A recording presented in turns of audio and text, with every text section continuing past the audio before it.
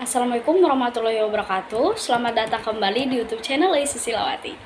Pada video kali ini saya akan menjelaskan tentang konsep dasar sistem operasi.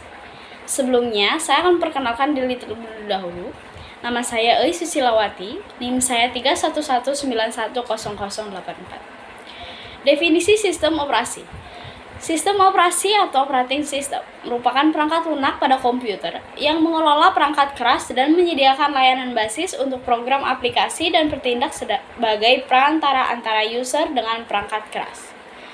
Sistem operasi berdasarkan American National Standard Institute merupakan software yang mengontrol pelaksana program-program komputer, yaitu dengan mengatur waktu proses pengecekan kesalahan, mengontrol input dan output, melakukan perhitungan, komplikasi, penyimpanan, pengolahan data, serta berbagai bentuk pelayanan yang terkait.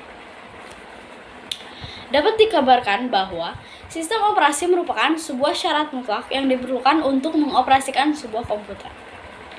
Fungsi sistem operasi.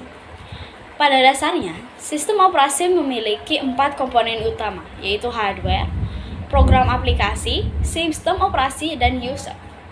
Fungsi utama dari sistem operasi adalah untuk mengelola dan mengawasi seluruh sumber daya sebuah sistem komputer.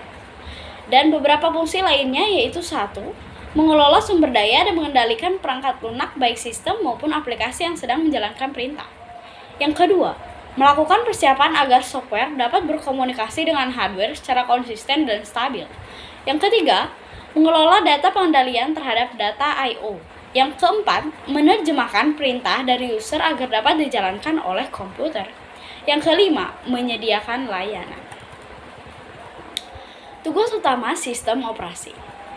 Sistem operasi memiliki 2 tugas utama, yaitu 1. Sebagai pengelola seluruh sumber daya pada sebuah sistem komputer. Mengelola dan mengefisiensikan jalannya seluruh sumber daya pada sebuah komputer. Sumber daya komputer dibagi menjadi 2, yaitu sumber daya fisik dan sumber daya abstrak.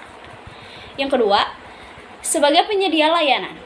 Menurut Tannenbaum, sebuah sistem operasi yang baik harus memiliki layanan sebagai berikut. Yang pertama, pembuatan program. Sistem operasi menyediakan fasilitas dan layanan menulis sebuah program baru. Yang kedua, eksekusi program. Instruksi-instruksi dan data-data harus dimuat ke memori utama.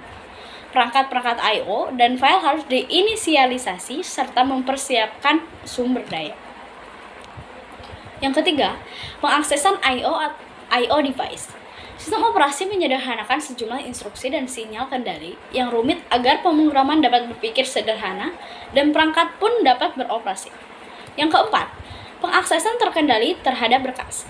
Disediakannya mekanisme proteksi terhadap berkas untuk pengendalian pengaksesan terhadap berkas. Yang kelima, pengaksesan sistem. Menggunakan prinsip search system atau sistem digunakan bersamaan dalam satu waktu. Fungsi pengaksesan harus menyediakan proteksi terhadap sejumlah sumber daya dan data dari pemakai tak terdistorsi, serta menyelesaikan konflik-konflik dalam perebutan sumber daya. Yang keenam, deteksi dan pemberian tanggapan pada kesalahan. Jika muncul permasalahan pada sistem komputer, maka sistem operasi harus memberikan tanggapan yang menjelaskan kesalahan yang terjadi serta dampaknya terhadap aplikasi yang sedang berjalan. Yang keenam, akunting. Sistem operasi yang bagus mengumpulkan data statistik penggunaan beragam sumber daya dan memonitor parameter kinerjanya. Konsep utama sistem operasi itu ada 4. Yang pertama, proses. Yang kedua, file. Yang ketiga, system call. Dan yang keempat, sistem program. Yang pertama, proses. Sebuah program yang sedang dieksekusi dan memerlukan sumber daya untuk mengeksekusi perintah. Yang kedua, file. Merupakan kumpulan hasil pengolahan data yang saling berkaitan atau berhubungan dan pada umumnya mempresentasikan program dan data. Yang ketiga, sistem call. Sistem call menyediakan sarana bagi program pengguna untuk meminta sistem operasi melakukan tugas yang diinstruksikan oleh user. Sistem call dipanggil dengan berbagai cara tergantung pada fungsi yang disediakan prosesor yang mendasarinya. Dan yang terakhir, sistem program, yaitu menyediakan lingkungan yang memungkinkan pengembangan program dan eksekusi berjalan dengan baik. Sekian penjelasan pada video kali ini.